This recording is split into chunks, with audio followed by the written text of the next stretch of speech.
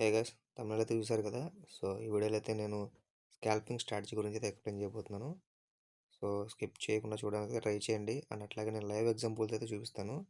Theory అయితే కాదు guys, ఇది చార్ట్తో అయితే చూపిస్తాను. సో చూసారు కదా. ఇక మనం వీడియోలోకి వెళ్ళిపోతే స్కాల్పింగ్ అనేది మనం చేయడానికి ఫస్ట్ టూ రూల్స్ అయితే గుర్తుపెట్టుకోవాలన్నమాట. మనం ఎప్పుడైనా కానీ స్కాల్పింగ్ చేయాలన్నప్పుడు టూ రూల్స్ అయితే గుర్తుపెట్టుకోవాలి. వచ్చేసి ఫస్ట్ వన్, మనం స్కాల్పింగ్ ఎప్పుడైనా లో టైం ఫ్రేమ్లో చేయాలన్నమాట గైస్. ఎప్పుడైనా మనం లో టైం ఫ్రేమ్లో చేయాలి. నేను 5 మినిట్ పెట్టాను చూసారా. నేను కీ కాన్సెప్ట్ అయితే చెప్తా చూడండి. ఎప్పుడైనా 5 ఆర్ 1 మినిట్లో అయితే చేయాలి. 1 మినిట్ అయితే నేను బిగినర్స్ సజెస్ట్ చేయను. ఎందుకంటే మనం 1 మినిట్లో చేసినప్పుడు వాలటిలిటీ అనేది ఎక్కువ ఉంటుంది. సో వితిన్ సెకండ్స్లో అయితే మనకి స్టాప్ లాస్ అయితే హిట్ అయ్యే ఛాన్స్ ఉంది. కాబట్టి నేను 1 మినిట్లో అయితే చెప్పను గైస్, 5 మినిట్ అయితే రికమెండ్ చేస్తా. సో మనం 5 మినిట్కి వెళ్ళిన తర్వాత ఇక్కడ మనకి చార్ట్ చూసారా, మనకి ఇక్కడ చూసారా చార్ట్ అనేది ఇట్లా ఉంది. సో ఇక్కడ మనం చేయాల్సింది ఏంటంటే ఎప్పుడైనా కానీ ట్రెండ్ చూడాలి. నెంబర్ 2 వచ్చేసి ట్రెండ్ చూడాలన్నమాట. మనం స్కాల్పింగ్ చేసినప్పుడు ఎప్పుడైనా ట్రెండ్ అనేది కన్ఫర్మ్ చూడాలి గైస్. ఎందుకంటే ట్రెండ్ చూడకుండా మనం ట్రేడ్ అనేది ఎంటర్ అవుతే ఈజీగా అయితే ట్రేడ్ అనేది లాస్ అయిపోతాం.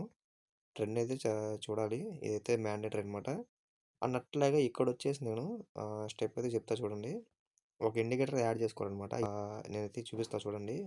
ఫస్ట్ ఆఫ్ ఆల్ మనం ఇండికేటర్ సెక్షన్కి వెళ్ళిన తర్వాత ఇక్కడ సెర్చ్లో ఎంఏ అని టైప్ చేయండి.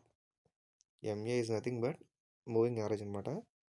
ఎంఏ క్రాస్ అని చూసారా. ఈ ఎంఏ క్రాస్ని సెర్చ్ చేసి మనం టిక్ చేసిన తర్వాత మనకి ఇండికేటర్ అనేది యాడ్ అయిపోయింది చూసారా. ఈ యాడ్ అయిపోయిన ఇండికేటర్ మనం కస్టమైజ్ చేసుకోవాలన్నమాట. మనం ఉన్న ఇండికేటర్ని యూస్ చేయకూడదు, కస్టమైజ్ చేసుకోవాలి. నేను చెప్తా చూడండి. మనం ఇక్కడ యారో మార్క్ ఉంది చూసారా లెఫ్ట్ సైడ్లో. ఈ యారో మార్క్ని క్లిక్ చేస్తే ఇక్కడికి మనకి ఇండికేటర్ యాడ్ అయింది. సో ఇక్కడ మనం దీన్ని క్లిక్ చేస్తే ఇట్లా వచ్చింది చూసారా. ఇక్కడ సెట్టింగ్స్కి వెళ్తే మన ఇన్పుట్స్లోకి వెళ్ళిన తర్వాత 9 ఉంది చూసారా. 9ని 20 పెట్టుకోవాలి. అన్నట్లాగే అది షార్ట్ అనమాట. లాంగ్ వచ్చేసి 50 పెట్టాలన్నమాట. అండ్ అట్లాగే స్టైల్కి వెళ్ళిన తర్వాత కలర్స్ అయితే మన ఇష్టం గైస్. నేనైతే ఎగ్జాంపుల్గా చెప్తున్నాను. షార్ట్కి వచ్చేసి నేను షార్ట్ ఎంఏకి గ్రీన్ పెట్టాను అనమాట. లాంగ్ ఎంఏకి రెడ్ పెట్టాను. ఓకే చేశాను. ఇక్కడ మనకి ఇండికేటర్ అయితే వచ్చింది చూసారా. ఇండికేటర్ వచ్చింది. సో ఇక్కడ మనం దీనివల్ల యూజ్ ఏంటి, అసలు మన ట్రేడ్ ఎక్కడ తీసుకోవాలి, ఎక్కడ ఎగ్జిట్ అవ్వాలి అయితే నేను చెప్తాను. దీనివల్ల యూజ్ అయ్యేదనమాట. ఈ బ్లూగా ప్లస్ అనేది వచ్చేసి మనకి క్రాస్ అయినప్పుడు ఈ 2 లైన్స్ అనేది ఎప్పుడు క్రాస్ అవుతాయో ఆ క్రాస్ అయిన దగ్గర మనకి ఇదైతే ఫామ్ అవుతుంది. మీరు చూసినట్లయితే చూసారా, అది ఎప్పుడైతే క్రాస్ అయిందో ఆ క్రాస్ అయిన ప్రతిసారి అయితే అక్కడ మనకైతే ఫామ్ అవుతుంది. So it's clear. అండ్ తర్వాత నేనేం చెప్తానంటే ట్రెండ్ అనేది కంపల్సరీ చూసుకోవాలి గైస్. నేను చెప్పాను కదా, ట్రెండ్ చూసుకున్న తర్వాత ఇక్కడ ఎగ్జాంపుల్ అయితే చెప్తా చూడండి. ఫస్ట్ ఆఫ్ ఆల్ మనకి ఇక్కడ డౌన్ ట్రెండ్ ఉంది చూసారా. మనకి ఈ లెవెల్లో మార్కెట్ అనేది డౌన్ ట్రెండ్ అయితే ఉంది. మీరు అబ్జర్వ్ చేస్తే ఇక్కడ డౌన్ ట్రెండ్ అయితే ఉంది. ఓకే. చాలామంది చేసే మిస్టేక్ ఏంటంటే ఎప్పుడైనా కానీ మార్కెట్ డౌన్ వస్తుందని తెలిసిన వెంటనే ఎంటర్ అయితే అయిపోతారు. అది ఎప్పుడైనా కానీ చాలా మిస్టేక్ అనమాట. మనం ఎప్పుడైనా ఎంటర్ అయిన వెంటనే మార్కెట్ అనేది రివర్స్ కూడా అయిపోయే ఛాన్స్ ఉంది. సో ఈ ప్లస్ సింబల్ అనేది మనకి వచ్చిన ఫామ్ అయిన తర్వాత అన్నట్లాగా మనం కన్ఫర్మేషన్ కూడా తీసుకోవాలన్నమాట. మనం వచ్చిందని చెప్పి మనం ఎంటర్ అయిపోకూడదు. ఇక్కడ మనకి ఎట్లా కన్ఫర్మేషన్ తీసుకోవాలంటే ఇక్కడ చూస్తే మనకి ప్రీవియస్ మనకి మార్కెట్ అనేది డౌన్ అయింది చూసారా. ఈ లెవెల్లో మార్కెట్ అనేది మనకి డౌన్ అయ్యి వచ్చింది. తర్వాత ఇక్కడ మనకి క్రాస్ అయింది. క్రాస్ అయిన తర్వాత క్యాండిల్ కూడా బిగ్ క్యాండిల్ వచ్చింది చూసారా. ప్రీవియస్గా ఉన్న గ్రీన్ క్యాండిల్ కంటే తర్వాత మనకి రెడ్ క్యాండిల్ అనేది చాలా స్ట్రాంగ్గా ఉంది చూసారా. దాని యొక్క వాల్యూమ్ అనేది చాలా స్ట్రాంగ్ ఉంది. సో ఎట్ ఏ టైం మనకి క్రాస్ కూడా అయింది. మనం ఈ లెవెల్ అయితే ఎంట్రీ తీసుకోవాలి గైస్. మనం ఈ లెవెల్ అయితే ఎంట్రీ అనేది తీసుకుంటాం. మనం తీసుకోవాల్సిన ఎంట్రీ ఇక్కడ కాదనమాట, ఇక్కడ మనం కన్ఫర్మేషన్ తీసుకున్న తర్వాత ఇక్కడ తీసుకుంటాం. తీసుకున్న తర్వాత స్టాప్ లాస్ అనేది ఎక్కడ పెట్టాలంటే మనం ఆ క్యాండిల్ ఒక అబోవ్ పెట్టాలన్నమాట. ఆ క్యాండిల్ ఒక హై. నేను ఈ లెవెల్ అయితే పెడతాను చూడండి. ఈ లెవెల్లో పెట్టిన తర్వాత టీపీ వచ్చేసి నేను నేను రికమెండ్ చేసేది ఏంటంటే 30-50 పిప్స్ అయితే పెట్టుకోమని చెప్తా గైస్. ఎందుకంటే మనం ఓవర్ ప్రాఫిట్ అనేది ఎక్స్పెక్ట్ చేయకూడదు. ఎందుకంటే స్కాల్పింగ్లో మనం ఓవర్ ప్రాఫిట్ ఎప్పుడైతే ఎక్స్పెక్ట్ చేస్తామో లాస్ అనేది కూడా అట్లాగే ఎక్స్పెక్ట్ చేయాల్సి వస్తుంది. నేను ఎంటర్ అయింది 8-2 దగ్గర చూసారా. 8-2 దగ్గర అయితే ఎంటర్ అయ్యాను. సో నేనేం చేస్తానంటే 7-2 దగ్గర అయితే పెడతానమాట. నేను ఇది చాలా ఎక్కువ. 7-2 వచ్చేసి ఓవర్ 100 పిప్స్ అనమాట. ఎందుకంటే 7-2 దగ్గర నుంచి 8-2 దగ్గరికి ఓవరాల్ మనకి 100 పిప్స్ అనమాట. నేను 30-50 పిప్స్ మాత్రం రికమెండ్ చేశాను. కానీ ఇక్కడ 100 పిప్స్ పెట్టాను. ఇక్కడ ఓకేనా గైస్. అండ్ అట్లాగే స్టాప్ లాస్ కూడా వచ్చేసి మనకి అప్రాక్సిమేట్లీ 1:1 అనమాట. ఈ ట్రేడ్ అనేది 1:1.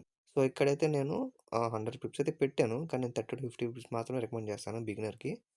సో, ఇదొక స్ట్రాటజీ అనమాట. అండ్ అట్లాగే నేను ఈ షార్ట్ పొజిషన్ అయితే చెప్పాను కదా! అండ్ అట్లాగే లాంగ్ కూడా చెప్తా చూడండి. ఆహ్, ఇక్కడొచ్చేసి మనకి ఎప్పుడైనా గాని మనకి పక్క పక్కన ఫార్మ్ అయిన ఈ ప్లసెస్‌నయితే మనం అవాయిడ్ చేయాలి. ఎందుకంటే ఈ క్రాస్ ఓవర్స్ మనకి ఎప్పుడైతే పక్క పక్కనైతే వస్తాయో, ఆ టైంలో మనం అర్థం చేసుకోవాల్సిందేంటంటే ట్రేడ్ అనేది ఎంటర్ అవ్వకూడదనమాట. ఎందుకంటే క్యాండిల్స్ అనేవి ఎక్కడెక్కడే మూవ్ అవుతాయి. చూసారా? ఇక్కడ ఏ ట్రెండ్ అనేది లేదు. సో, ఈ టైంలో మనం ట్రేడ్ అనేది అవాయిడ్ చేయాలి.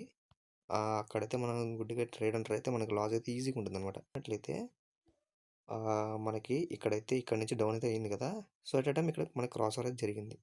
ఈ క్రాస్ ఓవర్ జరిగిన వెంటనే మనం ఎప్పుడైనా ట్రేడ్ అనేది తీసుకోకూడదు. ఎందుకంటే మనం క్యాండిల్స్‌ని కూడా చూడాలి. స్ట్రెంత్ కూడా చూడాలి. ఇక్కడ క్యాండిల్ చూస్తే మనకి ఈ ప్రీవియస్‌గా ఉన్న లోని ఈ ఒక్క క్యాండిలే బీట్ చేసింది చూసారా?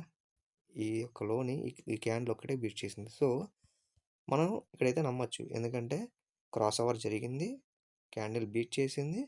ఎట్ ఎ టైమ్ ఈ యొక్క హైట్‌ని అయితే బ్రేక్ చేసింది. సో, ఇక్కడ మనం ట్రేడ్ అనేది ఎంటర్ అవుతాం గైస్. ఇక్కడైతే మనం ట్రేడ్ అనేది ఎంటర్ అవుతాం. సో, ఈ క్యాండిల్ దగ్గర అయితే మనం ట్రేడ్ ఎంటర్ అవుతాం అనమాట. మనం స్టాప్ లాస్ ఎక్కడ పెట్టుకుంటాం అంటే క్రాస్ ఓవర్ దగ్గర పెట్టుకోవాలనమాట.